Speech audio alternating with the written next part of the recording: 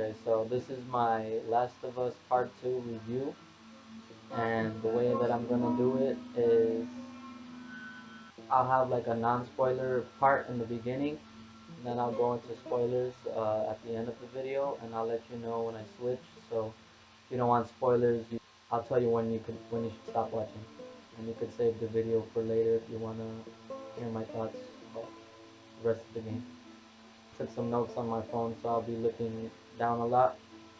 Um, and I'm gonna break up my review into 3 parts, which are like the main parts of the game that I think are like essential different pieces. So I'll start with the story because to me that's the most important part, because the first game, like that was the best part of the first game and why it was so, I think, beloved by a lot of people. After that, I'm gonna go into the gameplay side of things, and then finally I'll end with the technical aspects of the game, such as like how it runs, how it looks, all of that, and then I'll give like my overall review with a number, a score of 10. So for the story, overall I would say that it was good, but not great. Um, I loved Ellie's story in part 2. I would say that it was tragic but beautiful in a way, and I think everything that happened to her, everything that she did throughout the game was true to her character. Um, and I loved her relationship with DINA in the game. She was a nice new character to the Last of Us world, and uh, and her continued relationships with Joel, Tommy, and Maria even, who was Tommy's wife in the first game. She made a return in this one as well. Another thing I would say, which might be considered a spoiler, but not really, but I'll tell you here, that you play as another character in a lot of the game, as well as Ellie. And for me, that part of the game didn't really work. That part of the story didn't work because playing as this character was not fun for me. And playing a game, you should like who you're playing as. You should like the character you're playing as, and that was not the case for me with this other second character in the game. Um, but I'll go more into that on why I didn't like it in the spoiler part, and I'll tell you when that is. So that's really all I could say about the story. So I guess I'll move into the gameplay part. So gameplay, I think is perfect, top-notch quality. One of the best games I've ever played probably, and the world is like super immersive. Um, and I'll break down the gameplay into different categories as well. So I'll start with combat, and I would say that the combat was an amazing advancement of the combat from the first game. It's really fluid and really fun. The weapons in the game are great. Um, and you actually get different weapons when you play as Ellie and then when you play as the second character. And I thought that was really cool, and it made sense that they would have access to different types of weapons. So I thought that was pretty cool. Um, and I'd say that the enemies are much more difficult this time around than in the first game, which sometimes makes the game more fun because it's challenging, and then once you finally get through a level, it's more rewarding to you. You're like, yeah, I did it, and you like feel good about it, you know. But also like it's kind of a learning curve. Like in the beginning, I would die a lot, and like it took me a while. But once I got like closer to the middle and the end of the game, I was dying less and less, and I started to really feel like a badass when I was making it through those later levels. Um, and I'll go into like the different enemy types.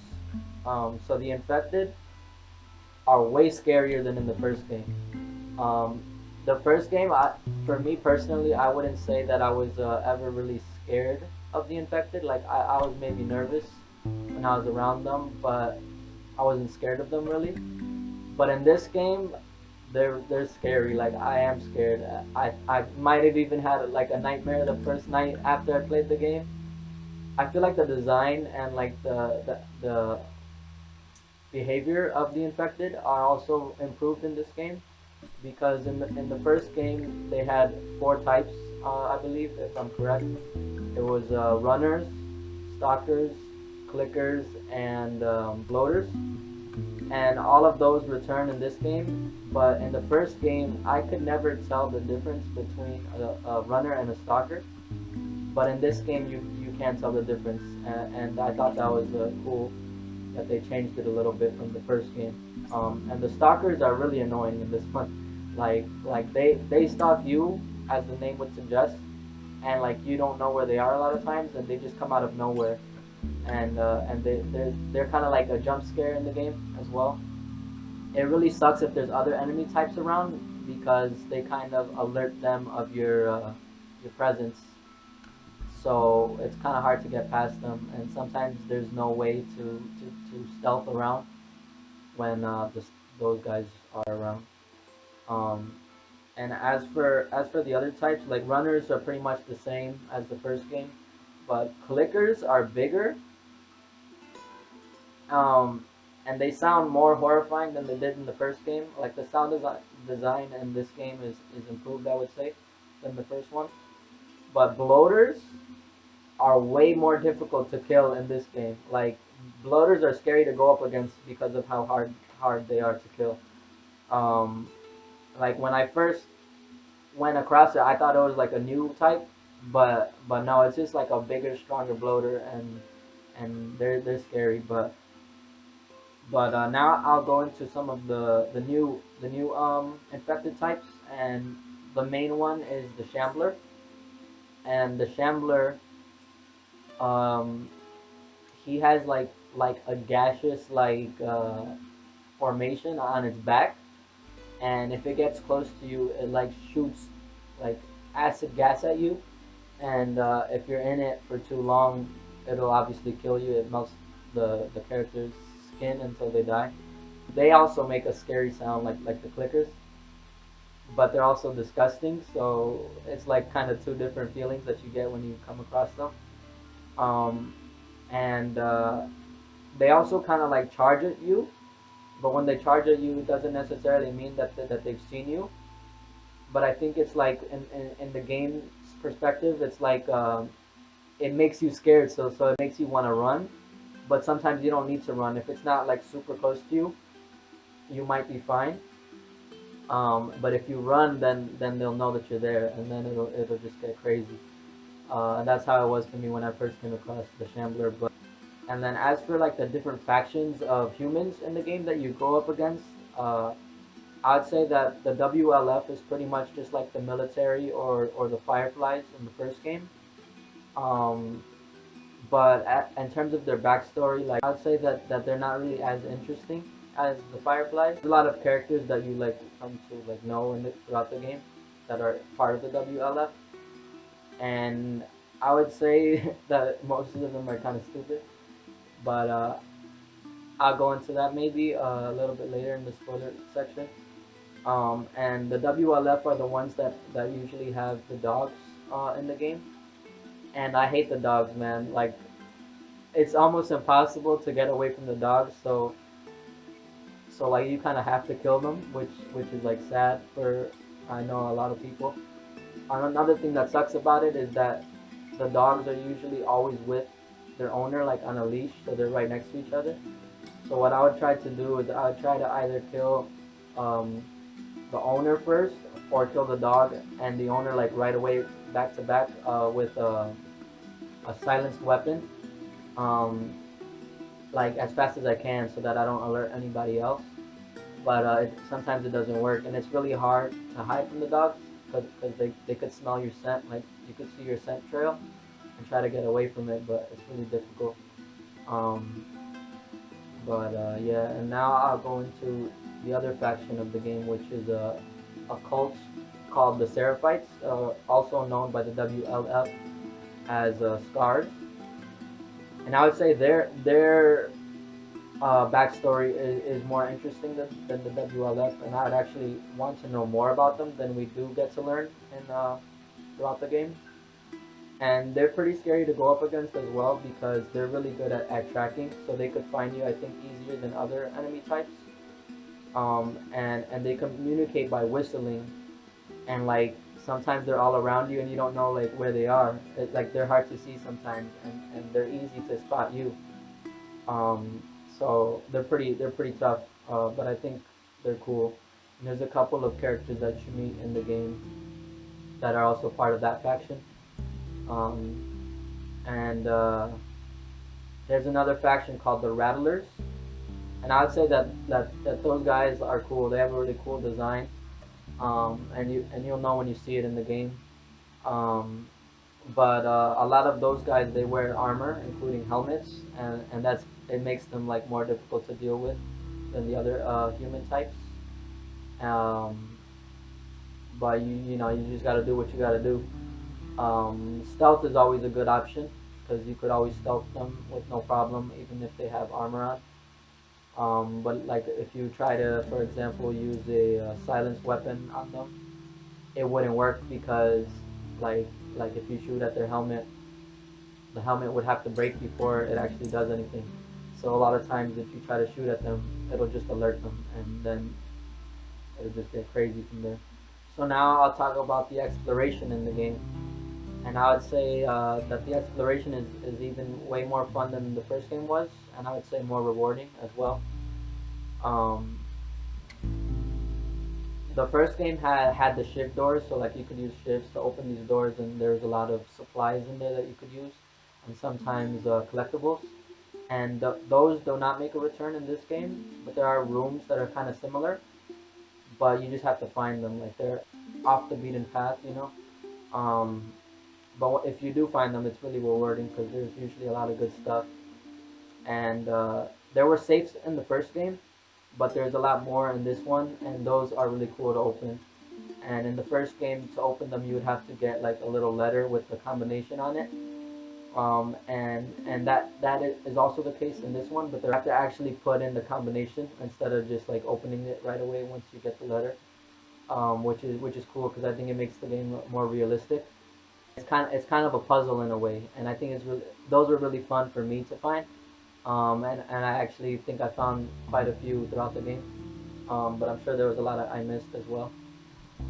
Um, and the world is like so big, man. Like it's almost open world, especially in one of the levels where you're in downtown Seattle. It's like it's basically open world, and it's really cool to look around and stuff. Um, the only negative I would say about the world is that maybe it's a little bit too big, and like there's enemies everywhere. So sometimes if you would like take out a bunch of enemies, you would think that you would be safe. But if you go around another corner, there might be more enemies there, and you didn't know, so you're just walking around normal, and they would spot you right away. So you gotta be careful with that. And another thing about it being too big is that I feel like sometimes just getting through the world kind of took me out of the story of the game, and I feel like the world or the story kind of felt like shorter than the first game, maybe, even though it took longer to play the game, just because the world is so big. Um, so I don't know, like I don't know if that'll affect any of you on how you like the game, but it did impact my appreciation for it. Um, but anyway, I'll go into crafting next, which I know was like a big feature in the first game as well. And I'd say the crafting is awesome, and it's pretty much like similar to the first one, but I think there are some small improvements that they made in this game.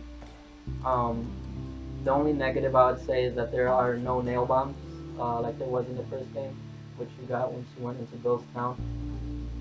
But there are more different explosives in the game, like mine trap, or like a C4. Like you place it, you can't throw it. I don't think. Like I was trying to throw the mine, but I don't think you can do it. So it's kind of maybe more for stealth, but I actually never used it like that. I don't know why.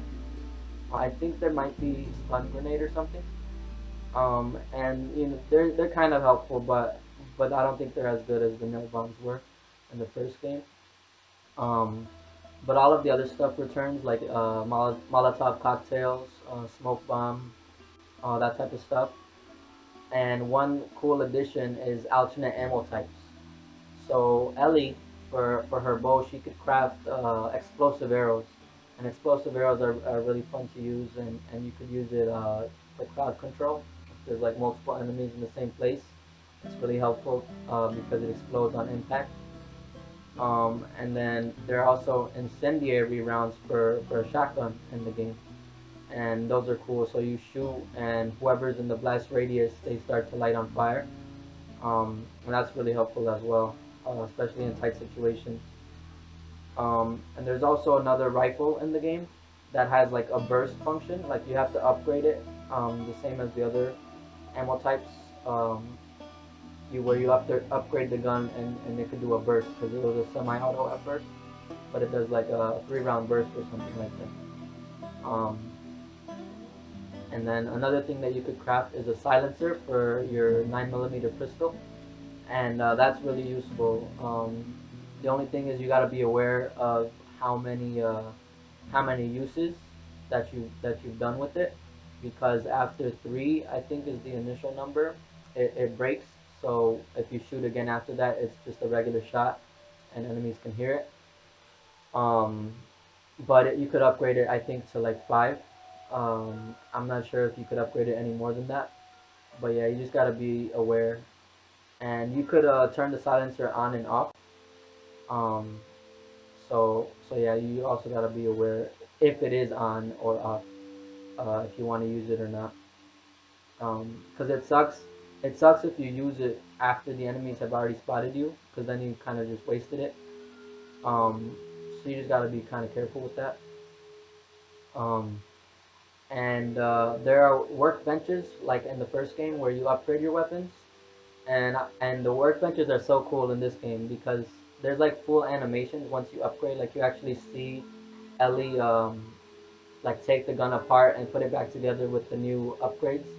Um, and it's really cool and it adds to the immersive factor of the world, because there was one part of the game where I was crafting something on my workbench, and enemies attacked me while I was doing that, and I didn't think that was possible because that never happened in the first game. And I was like, holy shit, what the fuck? And I thought that was so cool. Like it took me by surprise, but I thought that was a cool factor into the game. Um, so yeah, and the guns look amazing. Everything looks cool, which brings me to the technical aspects of the game. And I'll start with the graphics first. The graphics are amazing, like perfect almost. Like I would say that the graphics are probably unparalleled. There's a lot of lush environments in the game, which is the case if it's light or dark. Um, so that's like it's really cool. Um, and I'd say that the lighting overall is mostly dark in the game. Like the first game, I think had a lot of levels that were very like well lit in terms of the outside, like natural lighting with the sun. But I would say that's less the case in this game. But even the parts that are dark are also very beautiful because there's like a cool use of color. Like there are several sections of the game where there's like a red light, like I think it's like a flare or something that is like lit, and it looks really cool. But when the light is there, like the world is breathtaking. Especially on like when it bounces off of the lush environments. So that's really it's really nice to look at. And then lastly, for how the game runs, I would say that it runs mostly pretty well and pretty smooth. Um, but there are a couple things that I did have a problem with personally, and one of that is that I experienced a frame rate drop once in the game, um, and I think the level was called the Descent. And it was when you're in a hotel and you gotta make your way like from the top all the way to the bottom of the hotel, and I experienced the frame rate drop once I made it to the very bottom. Um, but that issue was fixed. I just like restarted the game. Like I quit the game. I took it off the PS4, and then I started it back up again. And once I went back in, everything was fine. And I never experienced that again. So I don't know about anybody else, but yeah, there was that. And the other thing I would say is that sometimes there are some awkward animations. Like if you move, for me personally, it happened when I would move through like a tight space, a tight gap vertically. So like you could move through like shelves, or sometimes like cracked walls that are like cracked open. You could go through them. And if you're standing up straight, sometimes like the animation was kind of weird. Um, like it didn't really glitch or anything, but it just kind of looked funny. So that's like really a small complaint. Um, but one big issue that I had, which was really annoying, was the triangle pop-up button. Like it wasn't really working really well for me. Um, and like sometimes I would try to press triangle like once you see an item or something, or you want to like move something or something like that, and you'd press triangle, but then the triangle would disappear, but Ellie wouldn't do anything, like nothing would happen, and you'd have to like move around and like try to get in the right spot for the triangle to appear again, and like that happened quite a lot throughout the game for me, so it was really frustrating. Um, Hopefully they fix that in a patch for the game, in an update, but we'll see. So now I'm gonna move into the spoiler part of my review. Um, so I'll obviously have to go back to the story for this. I'll mention the elephant in the room right away. So the biggest spoiler in the game, which happens at the beginning, Joel dies, and the way it happens is like not how I would have expected it to happen. Um, a lot of people, including myself, thought that Joel probably would die in this game or would be dead throughout the game, and obviously those people were right, but the way that it happens is just so brutal and like just crazy that like when I saw it the first time, I was just in shock. Like I wasn't emotional, I wasn't sad, I was just like shocked. I was like, what the fuck? And you understand why Ellie goes on this path of revenge that she does, because she sees the whole thing happen, and it's just brutal. Like they the way that they tortured him before they killed him, and they didn't even tell him who the fuck they were, so he doesn't even know why the fuck he's dying. Like that was crazy, man. Um, yeah, and even though I didn't cry in any part of the game, like thinking back about that event when Joel dies later on, um, I listened to the song that he sings Ellie at the beginning of the game, Future Days, in its entirety, and I looked at the lyrics while I listened to it, and I was thinking about the game. Like that got to me, and I just like cried a river. It was crazy. Like I cried harder than I cried in any of the 3 times that I cried in the first game after I listened to that song after the fact. Um, and it's just like Joel and Ellie's relationship is just so special, and I think Joel's such a great dad that like it's really sad that he had to go, but I think he did have to go. Like there wouldn't really be a second game if that didn't happen. Um, but it's just crazy the way that it happens. I would say that the fact that Joel died is like kind of poetic in a way, because it's like a flip on the first game. Because the first game was like a father losing a daughter, which was Sarah in the beginning of the game, but then he gets a second chance with Ellie, and he becomes like a father figure to Ellie, which obviously continues in this game, which you see in the flashbacks, which are probably my favorite part of the game. Um, and then this game is about a daughter losing a father. Ellie loses Joel, um, and then obviously it puts her on a dark path. But eventually, I would say that she finds some sort of peace by the end of the game when she doesn't kill Abby. Um, And I wanted Abby to die so much throughout the game, but I like that choice that they made to not kill her because I think it's in line with Ellie's character. Like I think Ellie is a mostly good person, like all of the time. Like Joel, I would say the same thing, but in the first game he was like really hardened because of the 20 years since the pandemic broke out, that he kind of lost some of his humanity. And I would say like Ellie almost did, but she didn't completely. And I think that's why the game it justifies that decision for her not to end up killing Abby at the end. Um, she's probably a better person than Joel was. Like if that was to be Joel, if the roles were reversed, Joel would have killed Abby. But I don't think Ellie would, and that's why she didn't. Um, so I like that in the game. Um, and speaking of Abby, I would say playing as Abby did not work for me. Um, because I'm pretty sure the developers, when they make you play as a character, you're supposed to sympathize with them at some point in some way. But I never sympathized with Abby at all throughout the whole thing. Um, which also made this game a really interesting game to play because I think it's the only game where I wanted the people opposed to me to kill me when I was playing as Abby.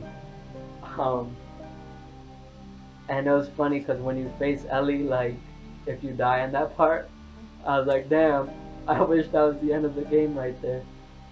Um, and it was crazy that it was Abby's part of the game where you play the face off between them. Like that was really weird and like hard to play like and see what the fuck like she does. She like beats everybody up. And you just hate her more at that point. Like at this point in the game, I'm pretty sure you're supposed to like kind of like her a little bit because you played 3 whole days with her.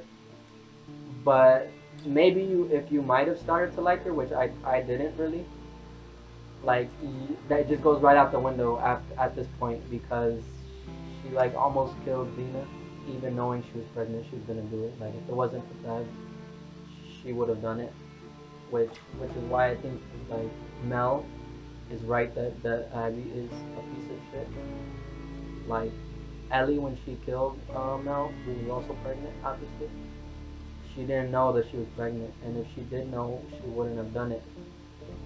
But this goes back to the thing I said earlier about the WLF members being kind of stupid, and it's like Mel is an example of that. Like, why would she attack Ellie if she has a baby in her womb? Like, it's not very responsible. And like throughout the whole game, she's going out into danger, even though she's pregnant. Like, I get that you're capable, but this is not like our world where you can go to work if you're pregnant and it's fine and it's just normal work. This world is trying to kill you, and yet you still go out. Like it makes no sense. So honestly, like her dying is her own fault. Um, and I'd say like all of Abby's losses throughout the game, except for obviously the first one with her father, um, is her fault. It's all Abby's fault that her friends all died. And like Abby even turns on the WLF, which maybe even makes her a worse person. But I don't know because the WLF as a group was pretty shitty, so maybe it was better for her to leave them. And I feel like she did find redemption with Lev, and Lev and Yara were really the only thing that got me through playing Abby's part of the game. I really liked those two characters, um, and I liked that Lev was able to live until the end, or like through the end of the game. Um, about Abby's story, like if the goal was to make the players sympathize with her, I'd say it would have worked better. I think if we saw her story chronologically and maybe even started with her instead of Ali. Um, because you would have seen like from the beginning this tragedy that she experienced with her dad being killed, who was innocent. Like he was an innocent person. He was not a soldier. He was just, he risked his life basically pulling out that scalpel on Joel in the first game, at the end of the first game, when Joel was going to save Ellie. And that was his choice. But if it was like a real world, I don't think he would have had to die. Um, I think Joel could have disarmed him, but the thing that kind of sucks is that in the first game, there's no way not to kill him. So I wonder if they were planning this game like from the start, or like once they made that decision in the first game. But it kind of seems that way, cause yeah, it kind of sucks. Like I just replayed the first game before the second one came out, and I tried not to kill Jerry, kill the doctor with the scalpel. And I just shot him in the foot to see what would happen, but he just dies automatically no matter what you do. And if you don't shoot him, Joel stabs him in the throat with the scalpel, so there's no way around it. But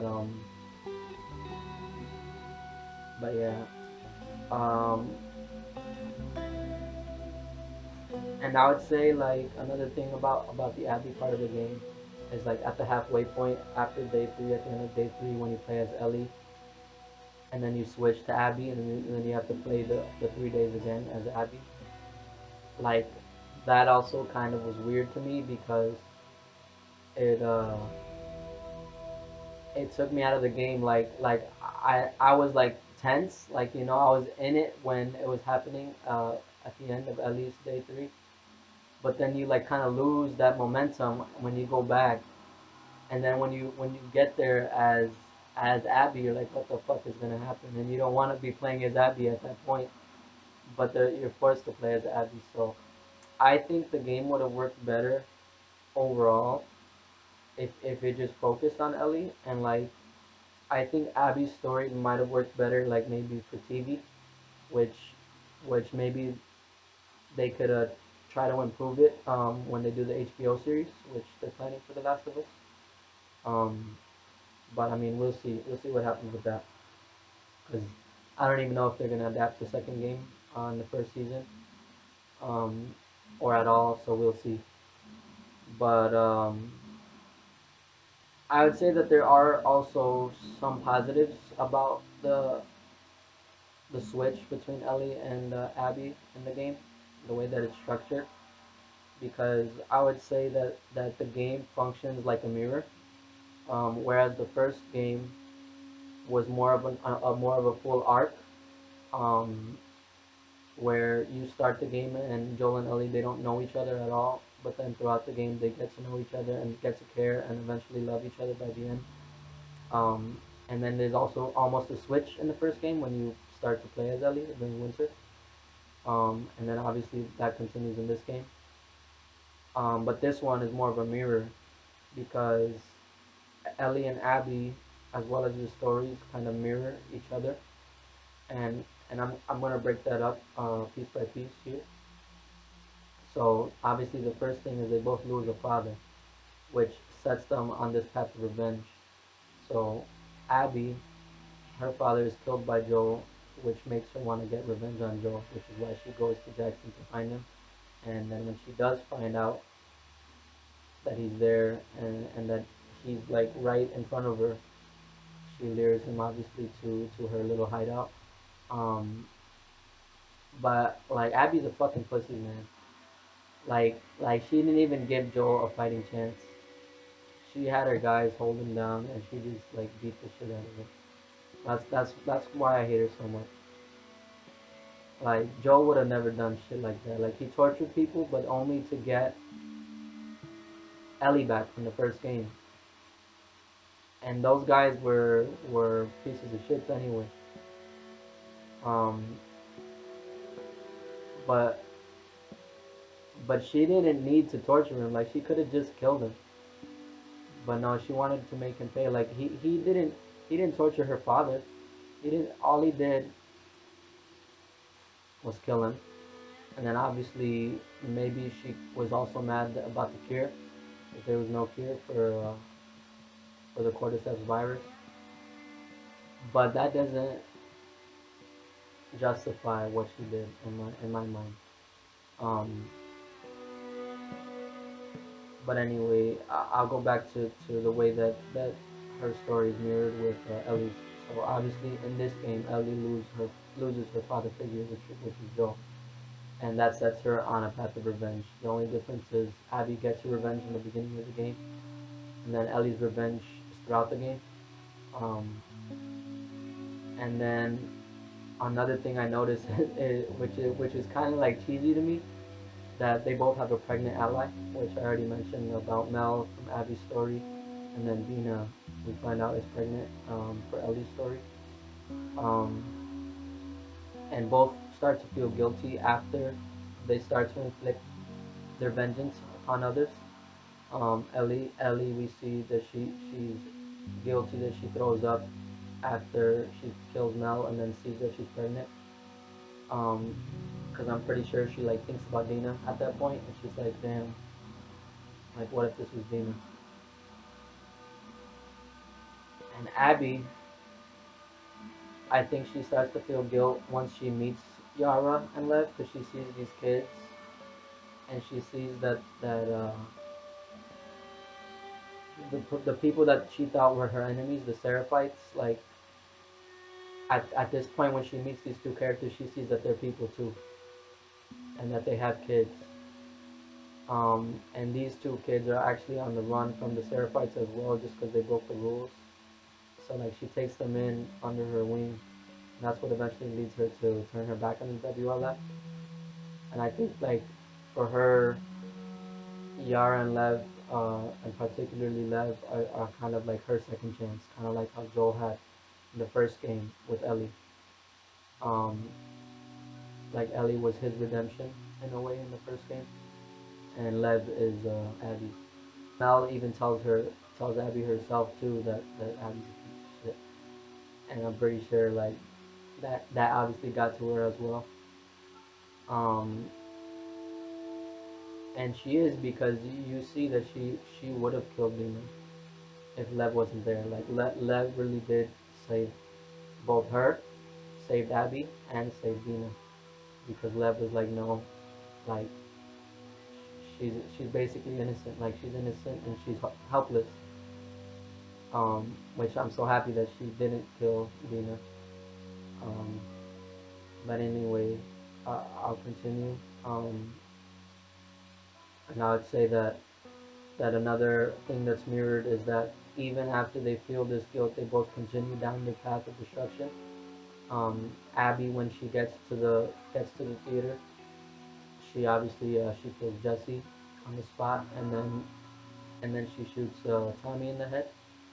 Um, which that was fucking crazy. I thought Tommy died for a second. I was so happy to see him again in the next chapter. But yeah, and then Ellie obviously she continues even after her break, where she tries not to continue her path when she's on the farm and she's like retired basically with Dina and JJ, who was born at this point. But she can't because of Joel. Like she has the PTSD from his death, and she feels like she's not doing right by him by not doing anything. And like I'm pretty sure Tommy made her feel like that even more when he visits and he's like, "You made a promise to me that you will track her down and you will kill her," which is why she leaves. Um,